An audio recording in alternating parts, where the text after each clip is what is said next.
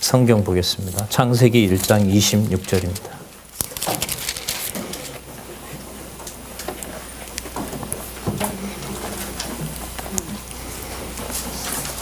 창세기 1장 26절.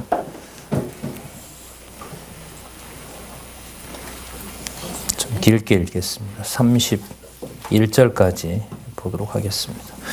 하나님이 가라사대 우리의 형상을 따라 우리의 모양대로 우리가 사람을 만들고 그로 바다의 고기와 공중의 새와 육축과 온 땅과 땅에 기는 모든 것을 다스리게 하자 하시고, 하나님이 자기 형상 곧 하나님의 형상대로 사람을 창조하시되 남자와 여자를 창조하시고, 하나님이 그들에게 복을 주시며 그들에게 이르시되 생육하고 번성하여 땅에 충만하라. 땅을 정복하라.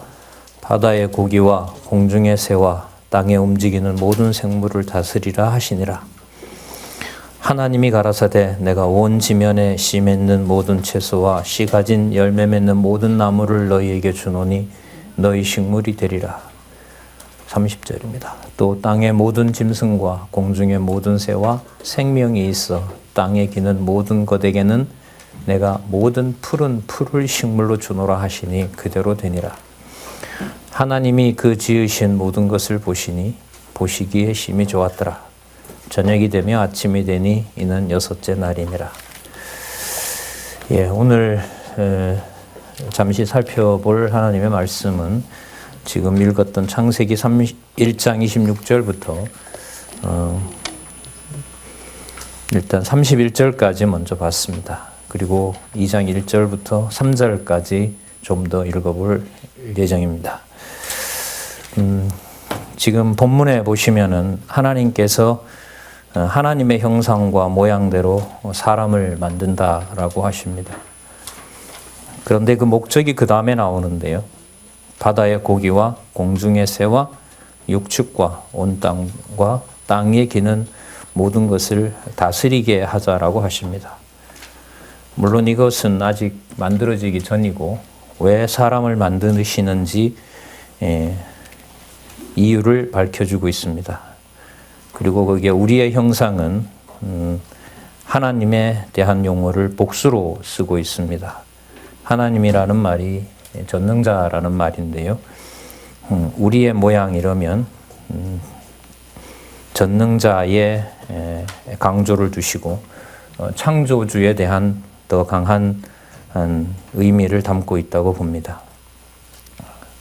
그리고 27절에 보면 하자 하시고 난 다음에 하나님께서 하나님의 형상을 따라 사람을 만드셨습니다. 그런데 그 사람은 남자와 여자라고 합니다.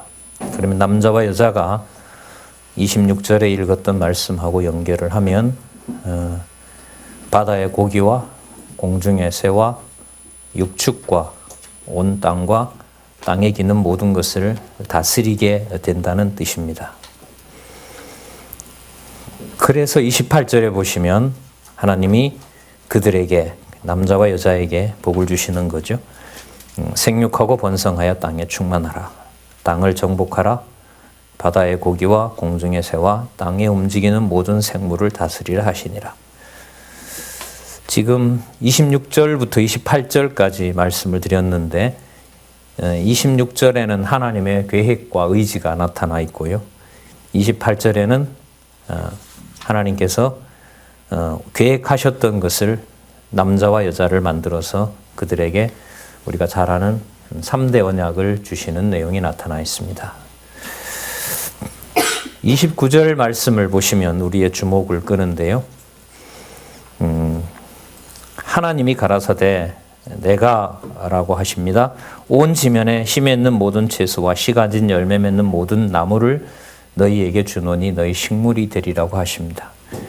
그러니까 지어놓은 남자와 여자를 하나님께서 살게 하시려고 식물을 주신다라고 하는 거죠. 그러니까 창조도 하시고 뿐만 아니라 양육도 시키시는 바로 여호와이심을 여기서 알 수가 있습니다. 그리고 그 30절에 보시면 아까 26절에 이미 약속한 바가 있죠. 바다의 고기와 공중의 새와 육축과 온 땅과 땅에 기는 모든 것을 다스리게 하시겠다고 하셨으므로 그 동물들이 또 생물들이 있어야 되는 거죠.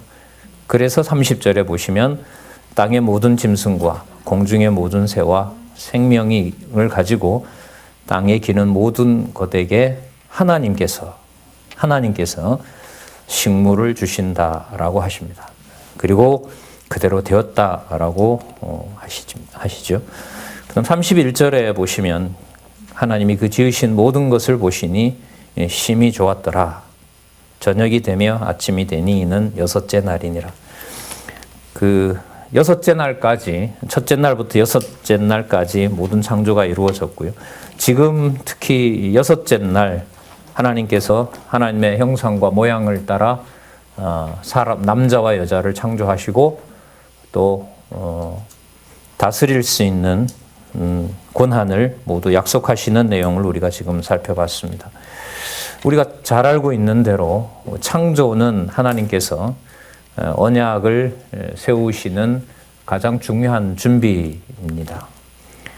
그리고 지금 31절에 보시면은 심히 좋았더라고 얘기를 하시죠. 너무 만족스럽게 기쁘게 하나님께서 천지를 창조하신 것입니다. 그 다음에 우리는 2장 1절부터 3절까지를 좀 살펴볼까 합니다. 그래서 오늘 잠시 살펴볼 말씀의 핵심을 여기서 지금 말씀을 드리면 하나님의 이름을 하나님께서 준비하신다라는 말씀을 전해드리고자 합니다.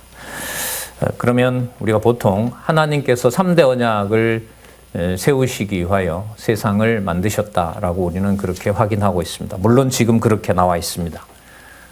남자와 여자를 만드신 것이 바로 26절에 있는 대로 바다의 고기, 공중의 새, 육축, 온 땅과 땅에 있는 모든 것. 그러니까 정복 내용이 여기에 이미 들어와 있죠. 그 모든 것을 계획하시고 하나님께서는 준비로 세상을 만드셨던 것입니다. 2장 1절부터 3절을 보시면 천지와 만물이 다 이루니라, 다 성취되었다는 거죠. 첫째 날부터 여섯째 날까지 하나님께는 어떻게 보면 시간이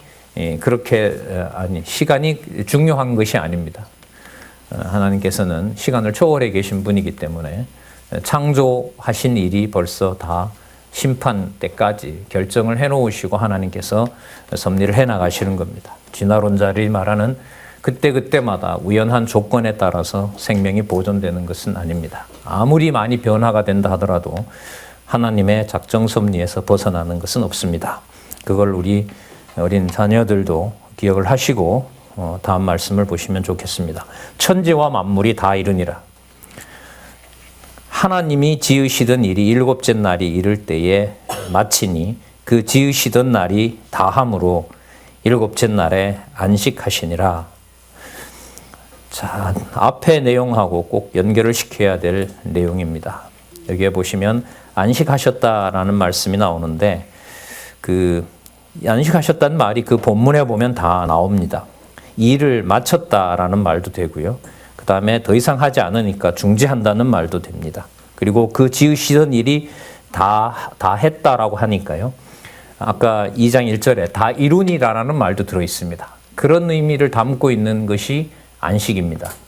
그래서 우리가 말하는 대로 일하다가 단지 쉬는 인간의 어떤 편안함으로 안식을 생각하시면 성경을 이해하는데 걸림돌이 된다고 생각합니다. 그래서 그 본문대로 하나님께서 작정하신 대로 천지와 만물을 다 만드셨고 그것은 하나님이 원래 의도하셨던 일들을 모두 이루셨으므로 그 날을 일곱째 날을 특별히 기념하라고 하시는 내용이 나옵니다. 3절에 나옵니다.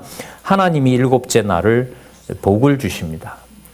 우리로 말하면 많은 기념일이 있죠. 뭐 설도 있고 명절도 있고 기독교인들도 많은 절기를 지킵니다만은 날에 대한 기념은 특별히 강조하려는 의미가 있는 거죠. 그러니까 그날은 그 날의 특별한 의미 때문에 그날은 구별될 수밖에 없습니다. 그리고 그 날을 기다리게 되는 거죠.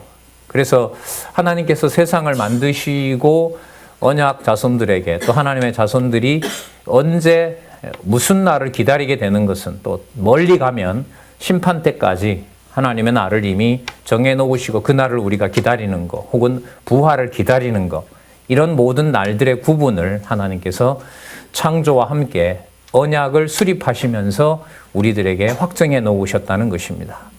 자, 3절에 좀 더 보시면 이는 하나님이 그 창조하시며 만드시던 모든 일을 마치시고 이날에 안식하셨음이더라 라고 나옵니다. 두 번이나 강조를 하고 있다는 말은 매우 중요하다는 거죠. 그러니까 하나님께서 언약하신 대로 세상을 만드시고 남자와 여자를 창조하여서 3대 언약을 세우시고 그 세우신 3대 언약대로 앞으로 모든 일들이 작정섭리 안에 들어오게 되고 그리고 그 일을 특별히 기념하는 일곱째 날을 기념하는 일들을 하나님께서 여기서 말씀을 하고 계십니다. 그래서 나중에 이스라엘 백성들에게 안식일로 정착이 되죠. 이 제도는 하루가 아니라 준비해서 2박 3일 동안 지켜야 되는 안식일로 연결이 되고 그것이 신약시대에는 모든 교회가 모든 것이 하나님께서 작정하신 대로 이루신 주기도문의 첫 구절이죠.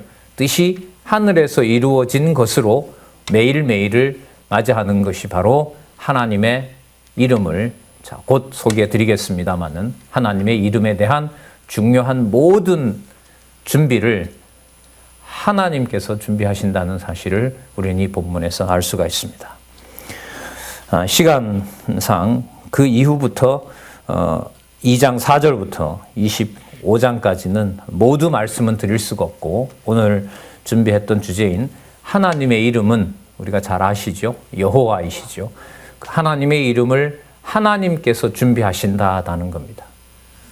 우리가 십계명의 제1계명을 보시면 나 외에 다른 신을 두지 말고 두 번째는 이름을 망령되이 일컬지 말고 우상도 만들지 말라 이런 말씀이 나오시잖아요.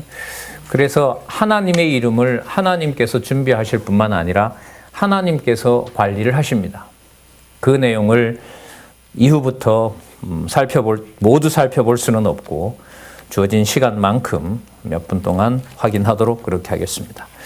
2장 1절에서부터 3절까지 두 번에 걸쳐서 나온 말씀은 하나님께서 언약하신 후에 모든 것을 성취하시고 모든 것을 만족스럽게 이루셨으므로 하나님께서 그날을 복주어 기념하게 하고 안식하신 것입니다.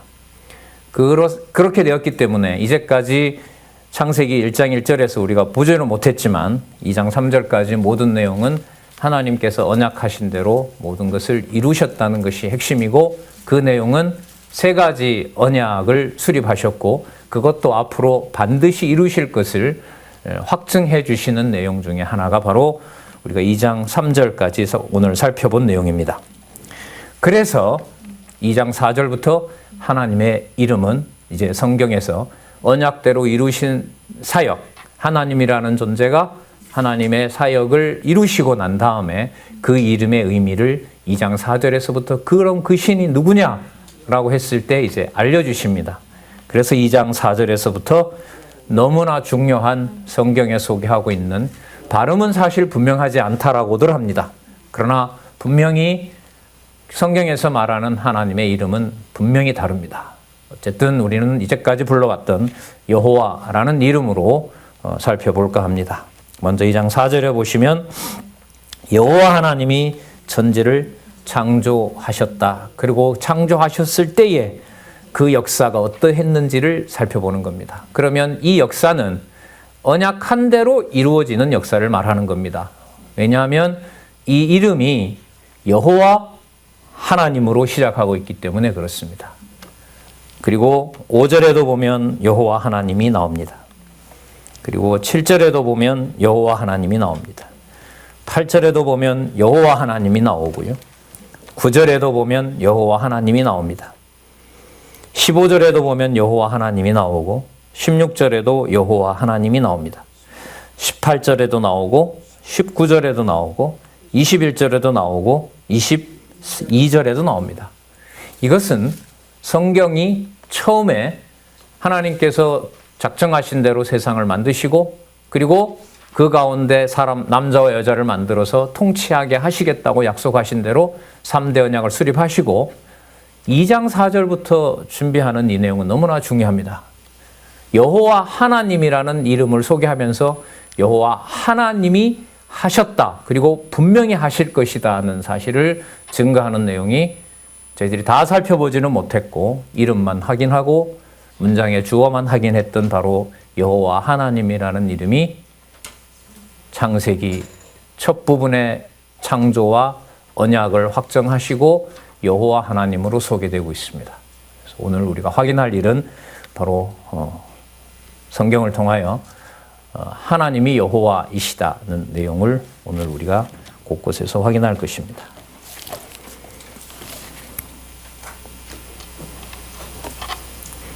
15분 46초 걸렸습니다. 여기 15분입니다. 그리고 기도를 제가 안 했는데 그래서 좀 디테일한 방법까지 알려드리면 스마트폰을 가지고 오셔서 아니면 시계를 가져오셔서 스톱워치를 누르시기 바랍니다. 그 시간 관리가 앞으로 우리 타임테이블 저 뒤에 지금 이렇게 붙어 있는데요. 더 확정이 되겠죠. 6월 달까지. 주일날 광고했죠? 광고했죠? 예, 저 뒤에 한 장씩 다 나눠드리라고 부탁을 드렸는데 저 뒤에 보면 2월 달부터 시행할 내용이 저기 붙어 있어요. 예. 돌려줬어요? 예. 일하신다고 못 받으셨구나. 예, 거기 보시면 이제 시간을 저희들이 엄수를 해줘야 다른 어떤 분반 공부에도 영향을 미치기 때문에. 근데 저기다 좀 상세하게 그 학술원에서 소개를 해놨습니다. 근데 예를 들면 뭐 미주나 아니면 중국이나 그런 데서 급한 손님이 왔는데 이 경건의 시간에 왔어요. 그러면 사회자가 보고 나머지 모든 순서 다 줄이고 본인 강론도 접고 그분을 통해서 한 30분 동안 할 수도 있는 거겠죠. 뭐 우리 명절 곧 다가오는데 명절 때 잃어버렸다고 생각했던 삼촌이 돌아왔어요. 그럼 뭐 손자고 뭐고 필요 없죠. 그분을 위해서 모든 일정을 잡아야 될 거 아니겠습니까? 그러니까 늘 이 저자의 원로의 얘기가 가족이라고 생각합니다. 그러니까 가족들이 모여서 가장 귀하게 여기는 것이 하나님이다라는 사실을 염두에 두고 사건들을 또 여러 일들을 처리해 나가면 어떻겠나 싶습니다. 자, 또 하나 하겠습니다. 아까 몇 페이지라고 그랬죠? 예. 성경 보겠습니다. 민수기 9장 15절입니다. 민수기 9장 15절입니다.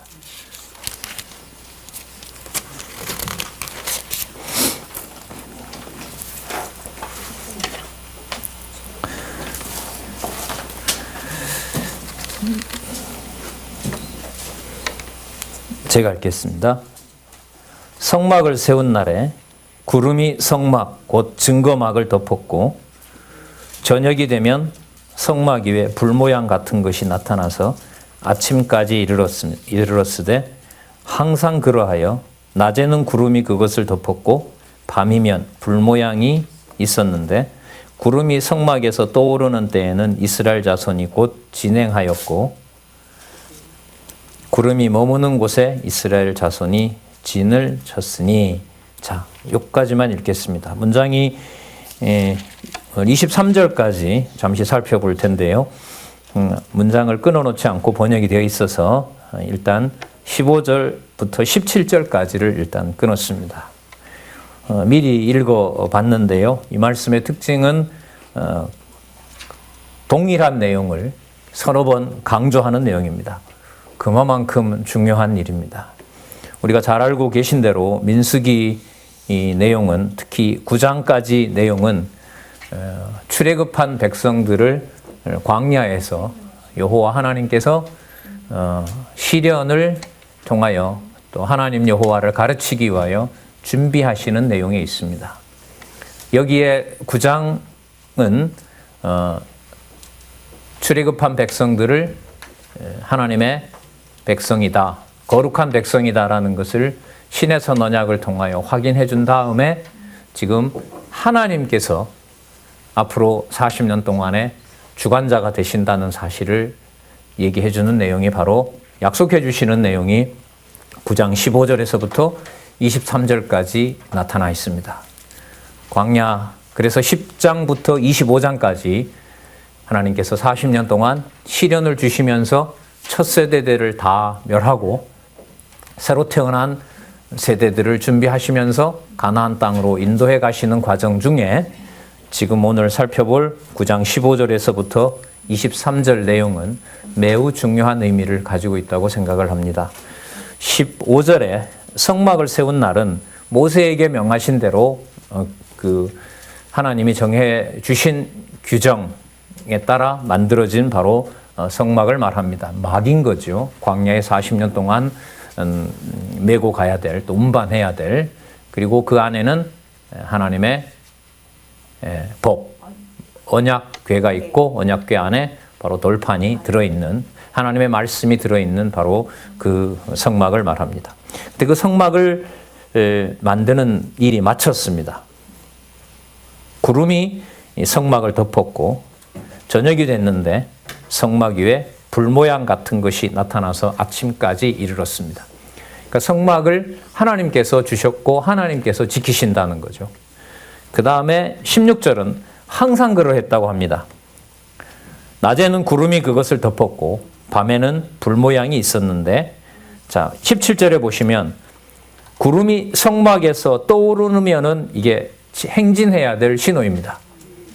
이스라엘 백성들이 이제 빨리 서둘러서 각자 맡은 임무가 다 있습니다. 동서남북에 각각 세 지파씩, 그리고 레위 지파는 성막을 관리하는 자로 그렇게 각자 준비를 하나님께서 하게 하십니다. 이스라엘 자손이 그래서 행군하게 되고 또 가다가 짐을 싸고 출발을 했는데 반나절도 안 지났는데 구름이 멈춥니다. 그러면 그 자리에 스톱하고 원래 진영대로 또 갖추어서 동서남북으로 자기가 맡은 바 일을 하고 거기에 장막을 치는 겁니다. 장막을 쳤는데 또 구름이 움직이기 시작합니다. 그러면 또 하나님께서 정해 놓으신 대로 각자 일을 하게 하시는 겁니다. 우리 기준으로 보면 좀 더 있었으면 좋겠고 날이 좋기 때문에 좀 더 갔으면 좋겠고 하지만 그것은 우리 기준이고 성막의 관리자는 철저하게 여호와 하나님이 되신다는 사실을 우리는 이 한 부분에서도 알 수 있습니다. 18절에 보시면 지금 15, 16, 17절에 말씀하셨던 내용을 아주 분명하게 그 의미가 무엇인지에 대한 결론 또 혹은 강조 내용이 나타납니다. 이스라엘 자손이 여호와의 명을 쫓아 진행하였고 여호와의 명을 쫓아 진을 쳤으며 구름이 성막 위에 머무는 동안에는 그들이 유진하였고 나옵니다. 그러니까 가나 오나 또 멈추나 하루 머무르냐 이틀 머무를 것이냐 3일 머무를 것이냐 한 달이냐 몇 년이냐 이 모든 것을 바로 여호와의 명을 쫓아서 그렇게 했다는 것입니다. 물론 모세를 통하여 전해주신 말씀이죠. 그 말씀을 따라서 이스라엘 백성들이 그렇게 했다는 겁니다. 좀 더 상세하게 설명을 19절에서 합니다. 구름이 장막 위에 머무는 날이 오래일 때에는 이스라엘 자손이 여호와의 명을 지켜 진행치 아니합니다. 이때 가자고 우기다 보면 큰일 나는 거죠. 자, 20절에 보면 혹시 구름이 장막 위에 머무는 날이 적을 때에는 그들이 다만 여호와의 명을 쫓아 진행하였고 여호와의 명을 쫓아 유진하고 여호와의 명을 쫓아 진행하였으며 21절도 보겠습니다. 혹시 구름이 저녁부터 아침까지 있다가 아침에 그 구름이 떠오를 때는 그들이 진행하였고 구름이 밤낮 있다가 떠오르면 곧 진행하였으며, 그러니까 항상 어디를 봐야만 되는 일인 거냐 하면 성막 위에 구름이 있느냐 없느냐, 그걸 그러면 나오지는 않았지만 밤에도 지켜봐야 되겠죠. 각 지파마다 아니면 누군가가 그 밤에도 만약에 그 불빛이 움직이기 시작하면 다 깨워서 또 진행을 해야 되는 겁니다. 출애굽한 이스라엘 백성들을 바로 하나님께서 막연히 가라 오라고 하는 것이 아니라 모세에게 줬던 명을 쫓아서 자기가 각자 60만 대군들이 각자 자기 할 일이 모두 다 있는 겁니다. 지파마다 또 레위 지파를 포함해서 그들로 하여금 머물게도 하시고 행군하게도 하시고 며칠을 머물러야 될 것까지 하나님께서는 이미 다 정해 놓으시고 우리가 잘 아시는 대로 40년을 준비해 가고 계신 거죠. 22절에 보시면 이틀이든지 한 달이든지 1년이든지 구름이 성막이 위에 머물러 있을 동안에는 이스라엘 자손이 유진하고 머물고 진행하지 아니하다가 떠오르면 진행합니다. 계속해서 강조하는 내용이 바로 이것입니다. 그러면 우리가 보통 광야 40년을 우리가 내용으로 많이 알고 있지만 사실상 그 핵심은 왜 40년이고 왜 거기에서 60만 대군을 여호수아와 갈렙 두 사람만 빼고 다 모세까지도 다 죽이고 또 어떤 시점에 어떤 사건이 또 일어나고 우리가 보통 광야 생활을 1차, 2차, 3차 내용이라고 우리는 알고 있습니다. 그러니까 나오는 날부터 시작해서 이 3차는 이제 가나안 땅 들어가기 전에 나타난 일들인데요. 그러니까 40년 시작부터 40년 마감할 때까지, 그러니까 새로 태어난 백성들까지, 그러니까 애굽에서 나온 백성들뿐만 아니라 가나안 땅에 들어갈 백성들에게까지, 또한 가나안에 들어가서도 하나님 여호와께서 정해 놓으신 때가 있고 머물게 하는 때가 있고 이미 레위기에서 약속하신 대로 이방으로 흩어보낼 때도 있고 모든 때를 하나님께서 정해 놓으시고 이스라엘 백성들에게는 어디만 바라볼 수밖에 없는 성막만 바라볼 수밖에 없고 성막에 구름이 움직이기 시작하면 뭘 또 생각하게 되냐 하면 우리 지파에 명한 바가 뭐였지? 말씀을 생각 안 할 수가 없는 것입니다.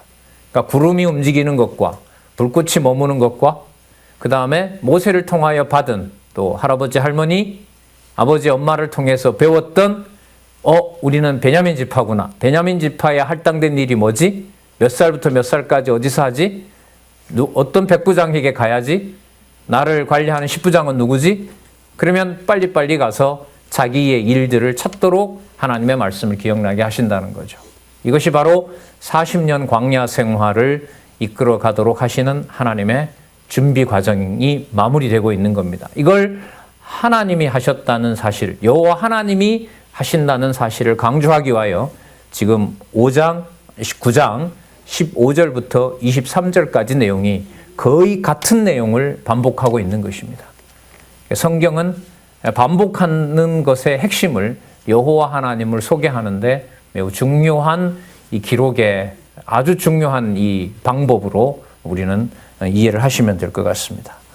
23절에 또 보시면 곧 그들이 여호와의 명을 쫓아 진을 치고 여호와의 명을 쫓아 진행하고 또 모세로 전하신 여호와의 명을 따라 여호와의 직임을 지켰더라.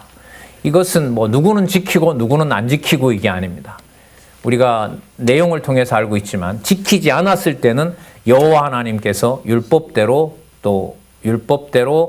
심판하십니다. 그리고 결국은 다 죽이게 되고요. 그리고 다 죽였지만 약속한 대로 60만을 다시 다 죽이는 줄만 알았는데 다시 또 태어나게 해서 가나안 땅에 갈 수 있는 백성들을 하나도 골이 않게 손해 나지 않도록 하나님께서 다 준비하신 과정을 살펴볼 수가 있습니다.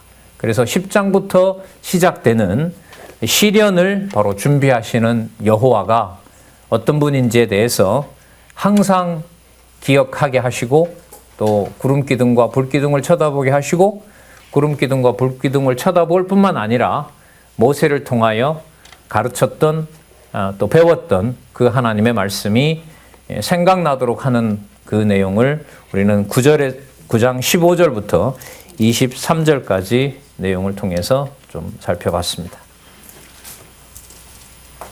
11분 30초 걸렸습니다. 그리고 일찍 맞춰주면 좋아합니다. 몇 분이라도. 청중은.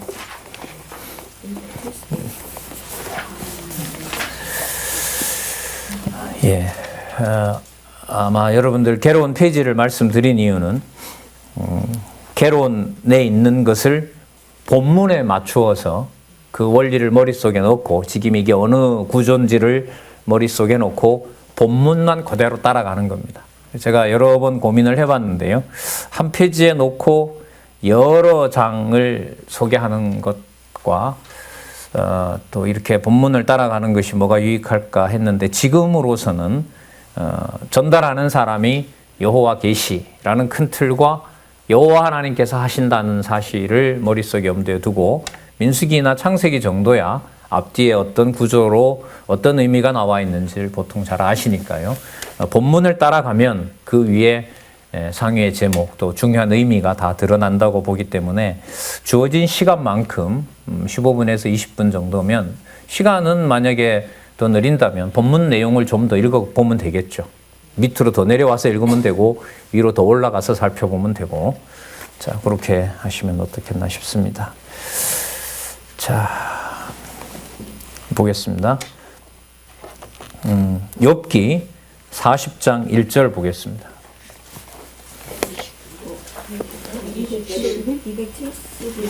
예, 성경도 보시기 바랍니다. 자.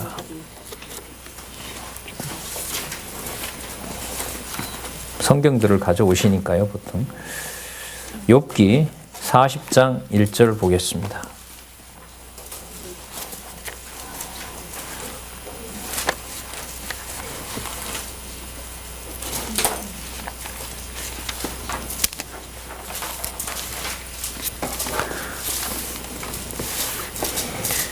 여호와께서 또 욥에게 말씀하여 가라사대 변박하는 자가 전능자와 다투겠느냐 하나님과 변론하는 자는 대답할지니라.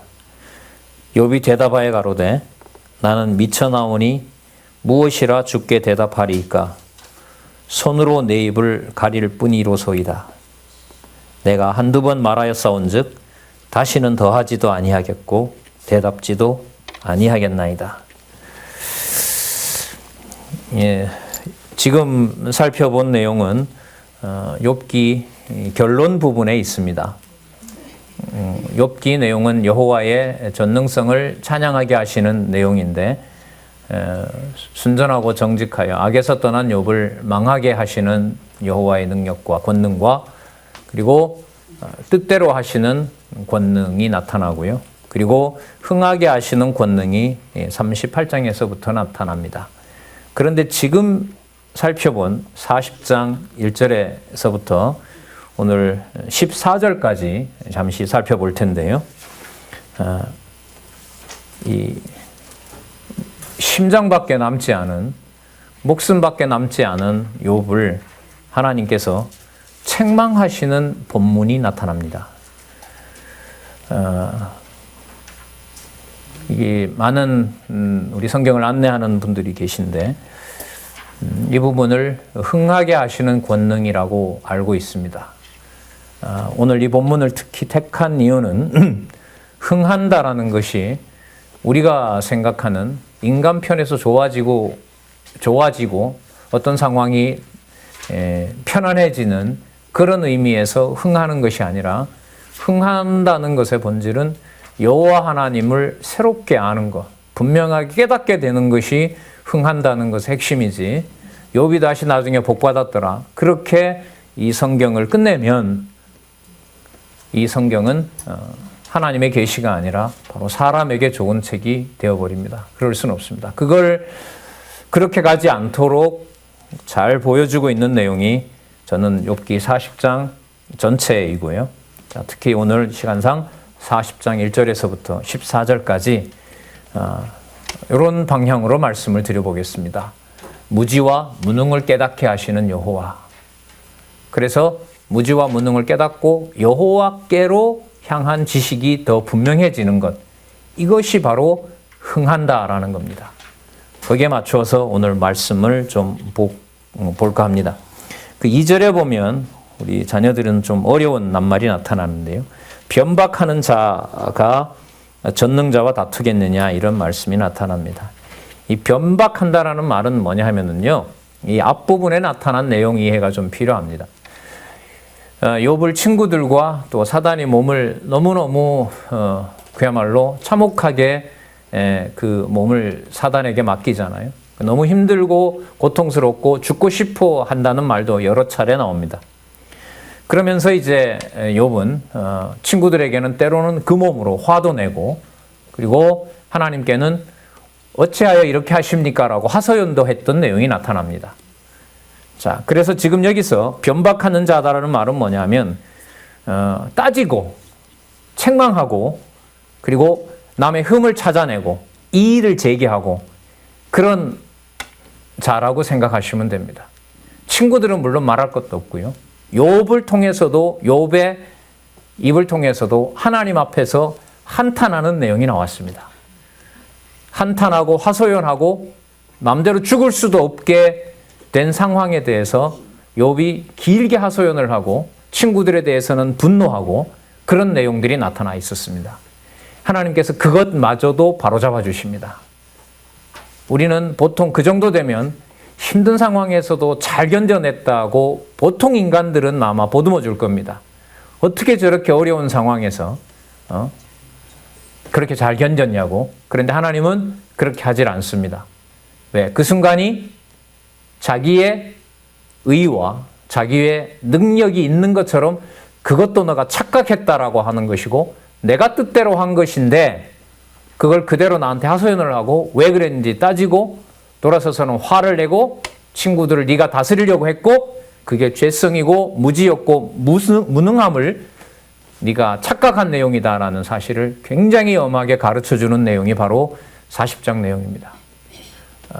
매우 중요한 내용이고 기독교인들도 이런 차원까지는 보지는 못하는 부분이 바로 이 40장에 나타나 있기 때문에 전능성에 대한 여호와의 전능성을 여호와께서 깨닫게 하시는 데 있어서 아주 중요한 부분이라고 생각을 해서 오늘 이 본문을 택해봤습니다. 그래서 변박하는 자와 전능자와 다투겠느냐라고 합니다. 이게 바로 누구냐면 욥을 보고 하는 소리입니다. 그래서 제가 이 성경을 공부하면서 아주 어려웠던 부분 중에 하나가 욥이 언제 하나님과 다투었는지를 찾아내지 못해서 굉장히 애를 먹었습니다. 그런데 보니까 또 몇 번을 봤습니다. 그러다 보니 그 본문에서 여호와 하나님 앞에 욥이 친구들과는 변론을 잘 했을런지는 몰라도 혼자 남겨지고 쓰러져가고 심장만 탈딱거릴 때 여호와여 왜 그러십니까? 라고 이의 제기를 서너 번 한 내용이 있었습니다. 그것마저 여호와께서는 지금 문제로 삼고 계신 겁니다. 전능자와 다투었다고 맙니다. 하나님과 변론하는 자는 대답할지어다. 이때 변론한다는 것은 뭐냐면 증명하는 것이거나 혹은 고소 비난하는 것을 말하는 겁니다. 그러니까 지금 하나님께서 그 죽어가고 있는 욥을 어떻게 대하냐면 하나님과 다툰 자로 보고 있고 하나님한테 자기가 의롭다라는 것을 마치 증명한 것처럼 보이는 겁니다. 친구들이 볼 때는 친구들이 말하는 죄를 범한 적은 없습니다, 욥은.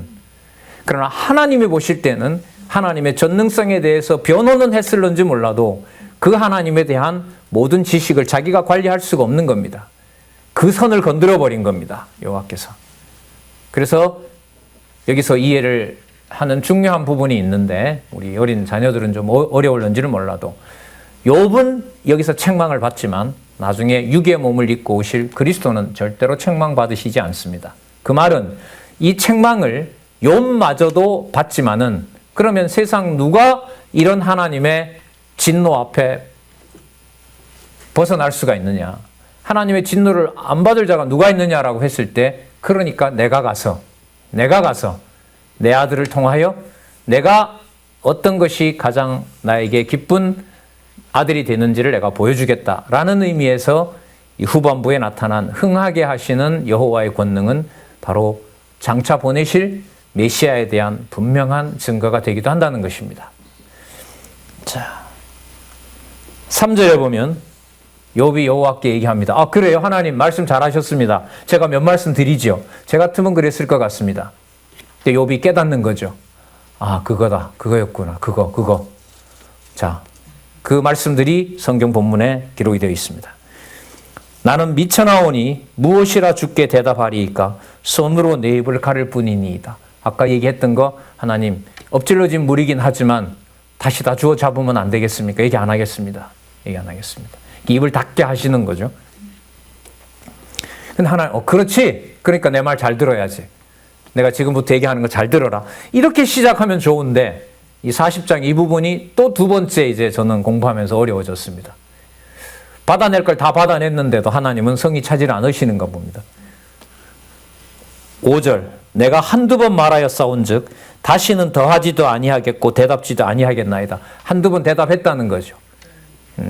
그걸 하나님께서 왜 하십니까? 라고 했고 하나님이 그렇게 하신다 한들 하나님이 무슨 손해를 보겠으며 그렇게 하신다 한들 하나님의 이름에 어떤 손해가 있겠습니까? 다 하나님이 하시는 일입니다라고 얘기했습니다. 그럼 그거 그대로 또 반복하면 되잖아요. 제가 얘기했던 것처럼 모든 걸 다 하나님이 하셨다고 저는 생각합니다. 근데 그 말마저도 욥은 못하는 겁니다. 지금 6절에 보면 그래 이제 너 말 잘했다. 그러니까 깨닫고 나를 잘 섬기도록 하고 따라서 내가 다시 또 복을 주겠다. 이렇게 가면 좋은데 40장의 이 시의 길이는 매우 깁니다. 6절 여호와께서 폭풍 가운데 욥에게 말씀하여 가라사대. 욥이 그래 얘기했는데 돌아오는 것은 폭풍이니까요. 무서운 폭풍이 몰아치면서 욥을 몰아갑니다. 너는 대장부처럼 허리를 묶고 내가 네게 묻는 것을 대답해라. 묶을 허리가 어디 있습니까? 뼈밖에 안 남았는데 일어서라는 거죠. 어떻게 일어섭니까? 그러니까 이것은 욥의 육신을 말하는 것이 아닙니다. 그래도 살아있다고 죄송합니다. 우리 여기 자녀들도 있지만 입으로 나불거렸던 여호와의 전능성에 대해서 함부로 자기 기준대로 말했던 것에 대해서 여호와 하나님께서 진노하시는 것입니다. 8절에 보시면 네가 내 심판을 패하려느냐? 하나님의 심판을 패한다라는 거죠. 그러니까 하나님께서 지금 사단을 보내서 욥을 섭리해 가시는 것에 대해서 욥이 이의 제기를 하잖아요. 어찌하여? 왜 이렇게 하십니까? 나에게 이렇게 한들 하나님께 하나님에게 득이 되는 것이 무엇입니까? 욥은 이렇게 반항한 적이 있었거든요. 그리고 의롭다 하려 하여 나를 뭐하다? 불의하다 하느냐. 여러분 이런 말은 나오질 않습니다. 제가 이 말을 찾으려고 욥기서를 서너 번을 요 말만 찾으려고 읽어봤습니다. 안 나오더라고요. 검색해도 안 나오고. 그럼 하나님이 거짓말하는 건가요? 아니죠. 욥이 이 제기했던데 이 내용의 핵심이 있습니다. 그 근거가 있습니다. 3절에서부터 한탄이 시작됩니다. 그리고 변론합니다. 변론이 끝나고 나면 하나님 앞에서 하소연을 합니다. 한탄을 합니다. 죽여달라 그럽니다. 왜 안 죽이냐고 그럽니다. 자, 하나님이 그걸 지금 건드시는 겁니다. 의롭다 하려 하여 나를 불의하다 하느냐? 9절. 그래, 그렇게 화를 냈다면 너가 하나님처럼 팔이 있느냐? 하나님처럼 우렁차게 울리는 소리를 내겠느냐?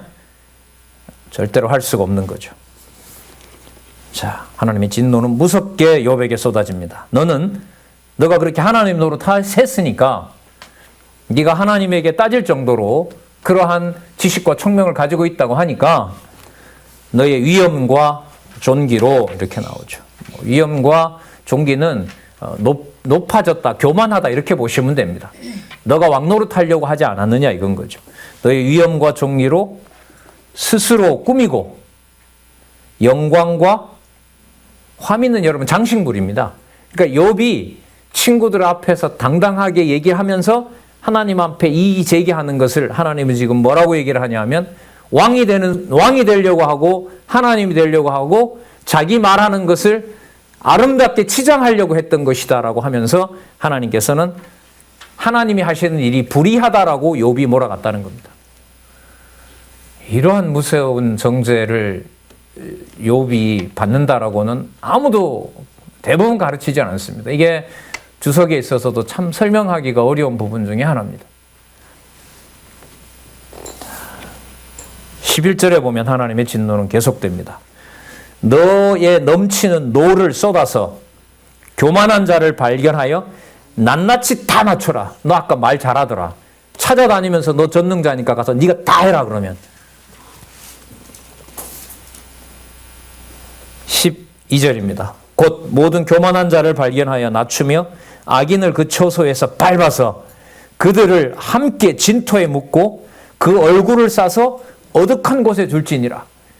친구 10명과 그 변론했던 것을 우리가 볼 때는 참 갸륵하고 그래도 하나님 바른 진리 전하려고 애썼던 모습인데 지금 하나님은 그 상황을 뭐라고 하냐면 너가 하나님이 되어서 그들을 전부 다 그러면 땅에다 갖다 묻어버리고 그들을 네가 다 심판해라. 그러면 그 변론하고 그 자기의 어떤 의로움을 얘기하고 성적으로도 순결하고 뭐 요즘 말하는 스타 이상이었죠. 욥이 거리에 나타나면 모든 사람들이 다 손으로 입을 가리는 겁니다. 욥이 왔다니 이런 지경까지를 이르도록 의로운 자였단 말이죠. 그런 욥의 의로운 입에서 하나님의 이러한 심판에 대해서 투정을 하고 이의를 제기했다고 하는 것이 바로 하나님의 지적입니다. 그러면서 14절에 뭐라고 하시냐면 자 그리하면 너가 그러면 다 잠재우면 너 오른손이 너를 구원할 수 있다고 내가 인정하리라. 너 오른손이 너를 구원할 수 있다고. 여러분 욥은 이걸 계속해서 말로 부정해 왔어요. 내가 나를 구원 못한다라는 것을 친구들에게 얘기했습니다. 그런데 하나님은 지금 여기서 뭐라고 하시냐면 너 오른손이 널 구원하는 것처럼 왜 너 말했느냐는 거예요. 그것은 하나님에 대한 이의 제기였습니다. 나머지 모든 걸 다 말로 변명하고 뭐하고 잘한다 하더라도 하나님이 보실 때 욥은 하나님의 전능성에 대해서 대적한 바로 하나님과 같이 되고자 했던 바로 죄인이었다는 사실을 여기서 폭로합니다. 자, 그러면서 40장, 41장까지 아까 폭풍 가운데서 말씀하셨다고 했는데 수십 가지 질문으로 욥을 몰아세웁니다. 그래서 우리가 잘 아는 42장으로 가서 욥이 여호와에 대해서 귀로만 들었었는데 이제는 눈으로 봅니다. 자기를 빼고 아니요. 자기를 포함해서 하나님과 같이 되고자 하는 자기를 포함해서 전능자의 여호와의 전능성을 깨닫게 된 것입니다. 예.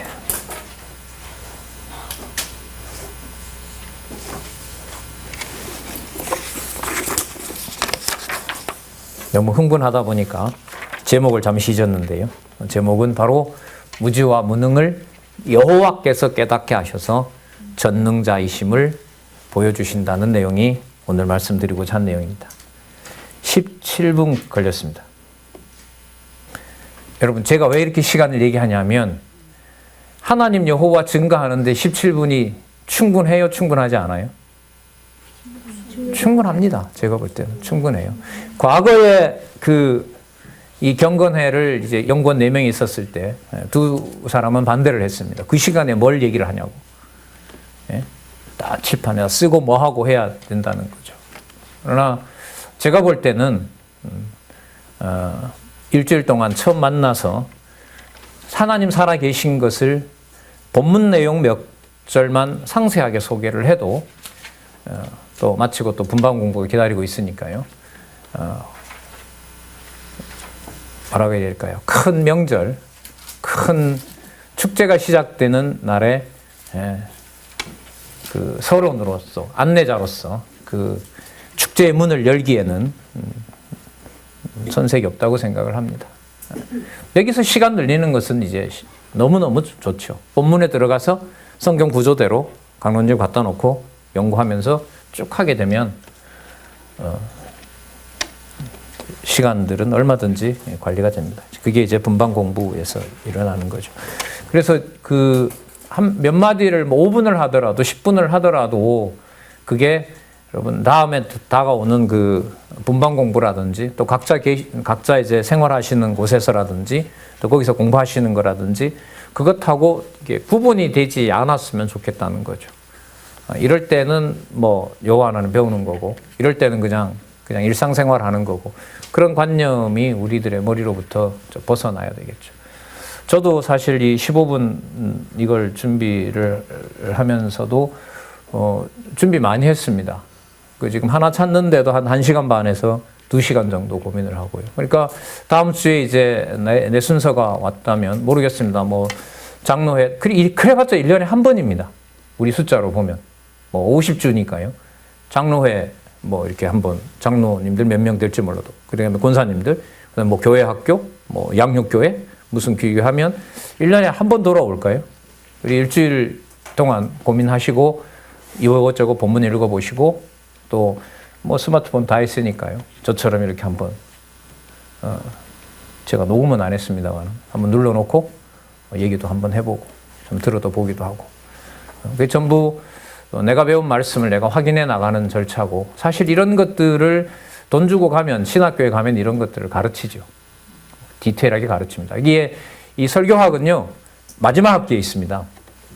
왜 이제까지 배웠던 신학과 신학적 지식이라든지 성경 지식을 다 바탕으로 해서 이제 곧 목회 현장에 나갈 거니까 마지막 학기에 바로 이 설교학을 합니다. 보통 공부하러 간 사람들이 이 과목 듣지도 않습니다, 사실. 그러나 제가 봤을 때는 중요한 거죠. 그러나 바탕이 되어 있지 않으면 이제 그 자리에서 무슨 예화 설교를 해라, 무슨 설교를 해라 이제 그런 성경의 본질과는 좀 멀어지는 일들이 벌어진다고 봅니다. 제가 8개를 준비했으니까요. 점심시간을 좀 줄이더라도 4번째 하고 식사하도록 하겠습니다. 자, 성경 보겠습니다. 시편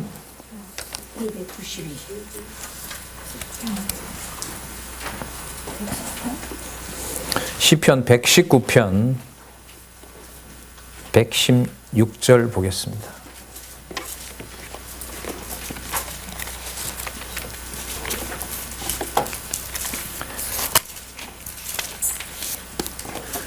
시편 119편 116절부터 117절까지를 우선 보겠습니다.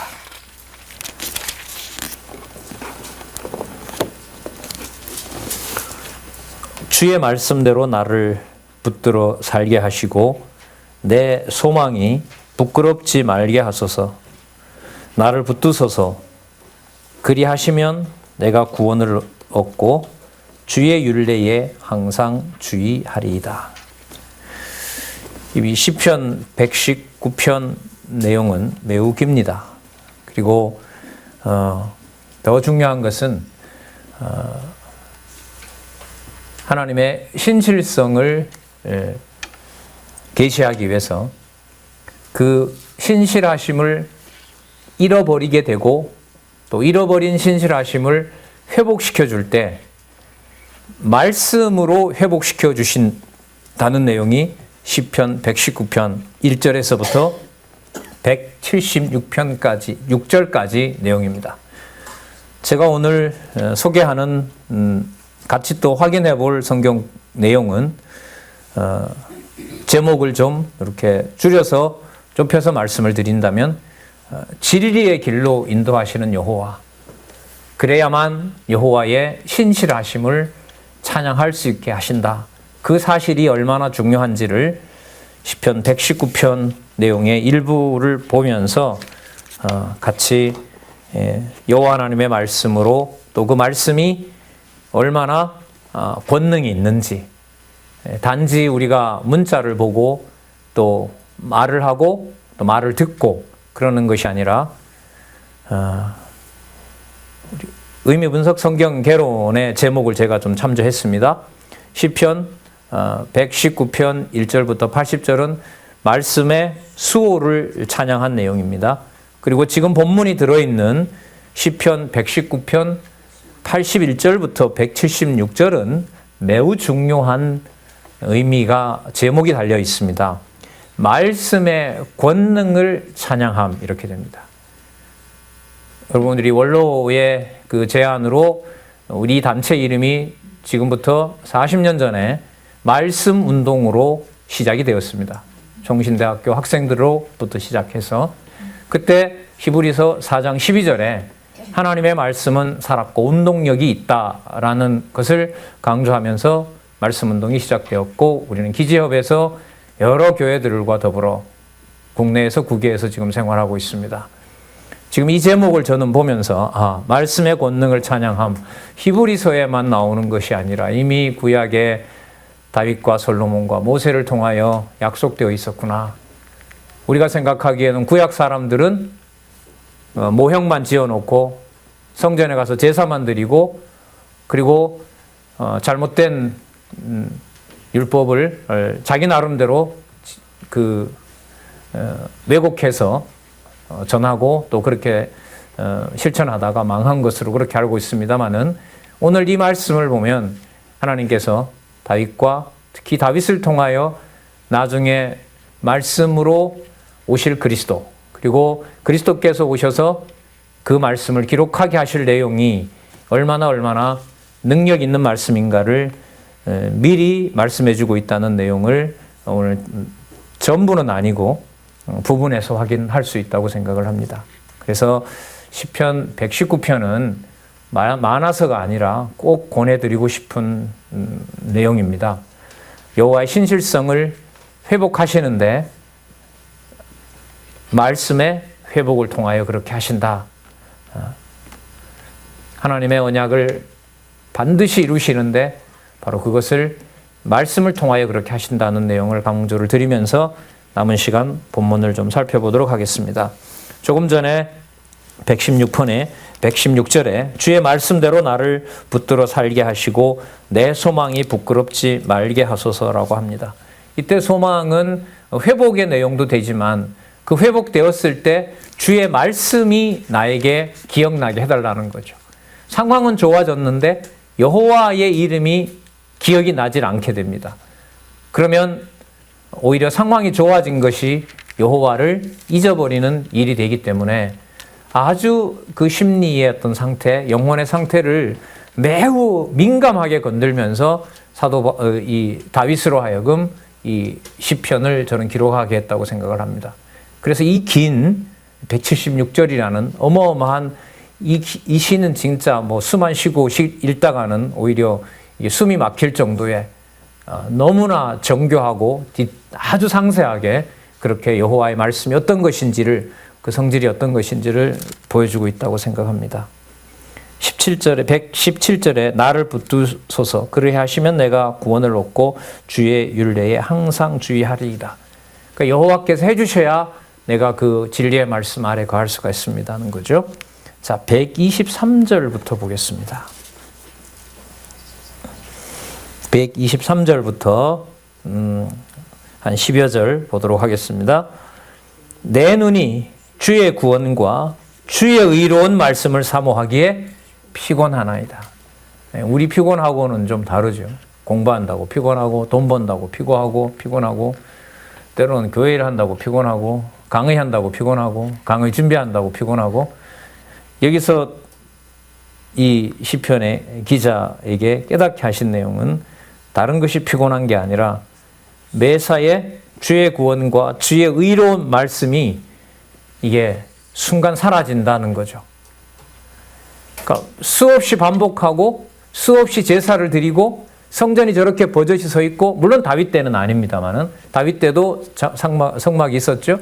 늘 곁에 선지자가 있고 사무엘과 같은 자가 있고 나단 같은 선지자가 있어도 모든 것이 다 여호와 하나님이 살아계신 증거지만 여호와 하나님에 대한 지식이 저절로 자기에게 들어오는 것은 아니라는 겁니다. 거기에서 오는 피곤함입니다. 그래서 기지협에 많은 자라고 있는 다음 세대나 또 앞으로 올 세대들에게 가장 중요한 내용 중에 하나는 지식으로 들어온 내용을 우리는 그 말씀을 자기 것이라고 착각하는 데서부터 벗어나야 된다는 것이 매우 중요합니다.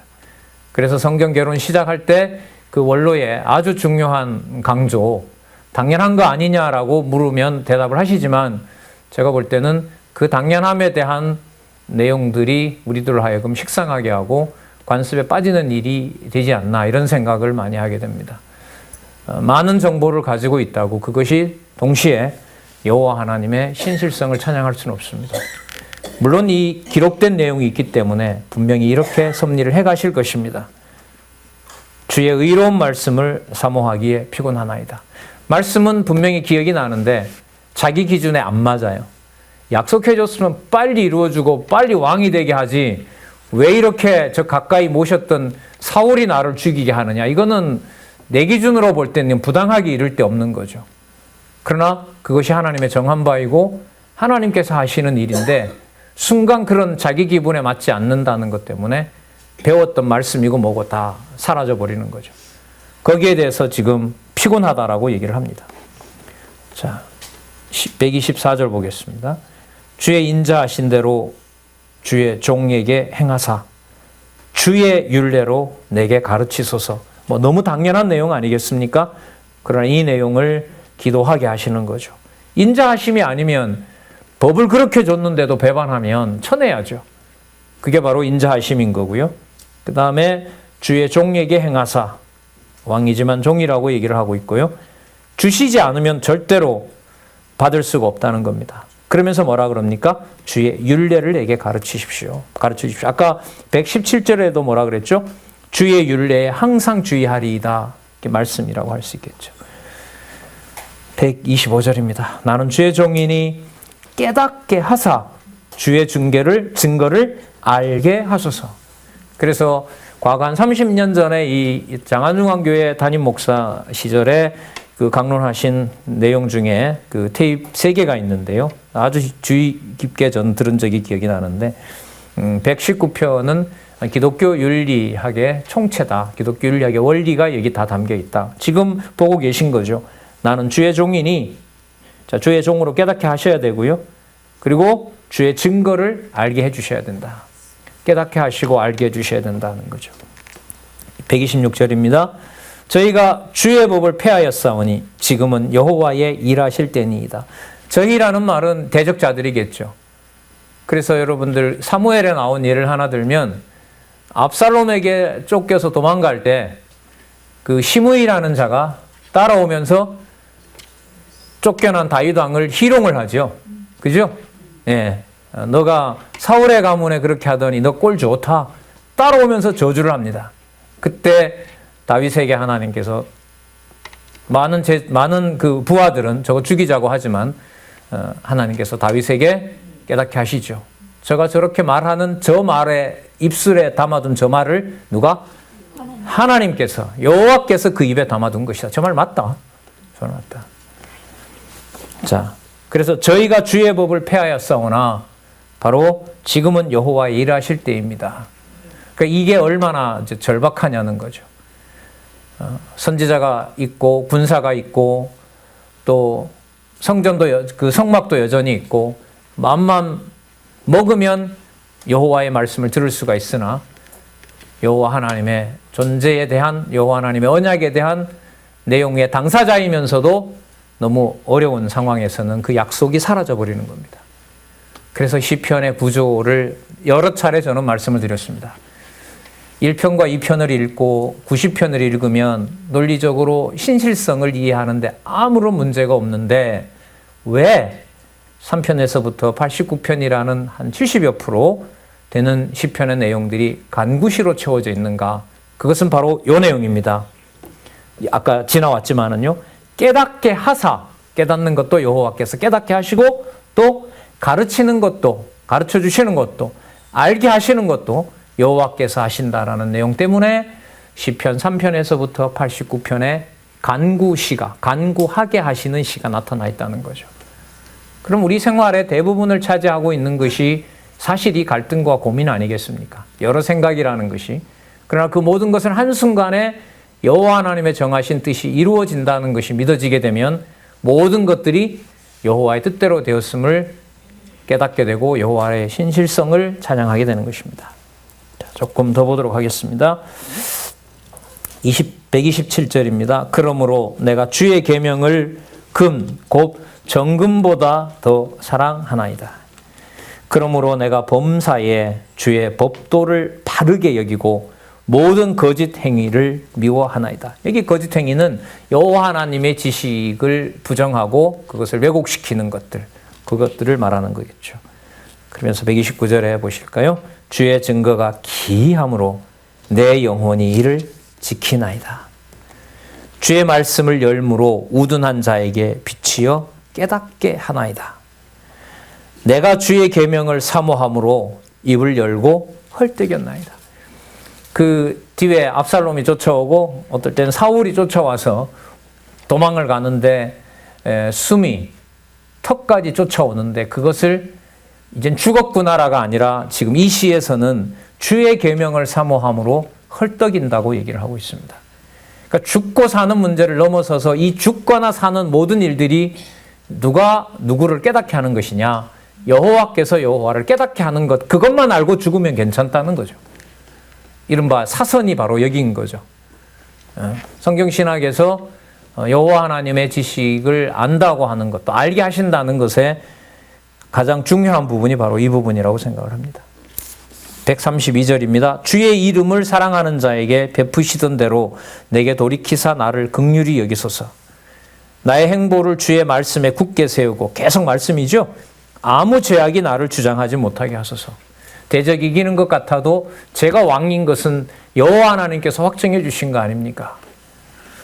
자, 134절입니다. 사람의 압박에서 나를 구속하소서. 그리하시면 내가 주의 법도를 지키리이다. 제 일상이 편해지는 것이 아니라 하나님의 말씀을 다시 한번 확인해 보고 싶습니다. 그런 기도 많이들 하시지 않습니까? 하나님, 이 상황이 빨리 지나서 성경을 편안하게 볼 수 있도록 하나님 좀 해주십시오. 이러다 죽는 것은 좋은데 성경 말씀을 아직 많이 공부를 못해서 아직 둔하기 때문에 빨리 이 상황이 지나서 좋은 여건 속에서 하나님 말씀 우리도 듣고 지금 이탈한 사람들도 하나님께서 듣게 해주시면 안 됩니까? 저는 그런 기도가 반드시 중심으로 우리들에게 분명히 나오리라고 생각을 합니다. 136절입니다. 저희가 주의 법을 지키지 아니하므로 내 눈물이 시냇물같이 흐르나이다. 그러면서 여호와 하나님께서 그 눈물을 씻겨주시기를 간절히 간구하는 내용이 바로 136절까지 잠시 살펴본 부분에서도 나타나고 있습니다. 그래서 오늘은 진리의 길로 인도하시는 분이 바로 여호와이시다라는 것을 생각하면서 이 말씀을 살펴봤습니다. 15분 25초.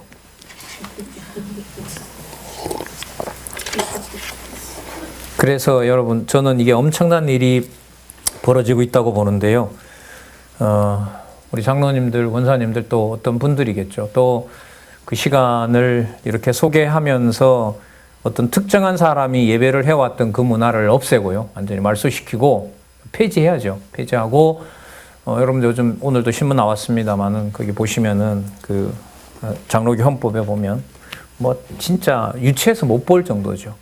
유치함과 그 욕심, 어떻게 해야 이 한국 교회를 장악할 것인가에 대한 그 목사들의 아주 장깨가 거기 다 드러나 있습니다.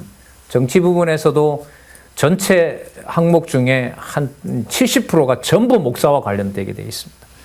세상 막말로 세상 법으로 가면 법관은 그 책을 보면 이게 법이구나. 막말로 목사 편을 들 수밖에 없는 거죠. 자, 그게 여러분 지금 개혁이 되고 있고 10여 년 전에 하려고 했었는데 하나님 잠시 막으셨다가 이제는 어느 누구만 바라보고 되는 어떤 그런 교회의 경건회가 아니라 또 모여있는 이 축제 자리가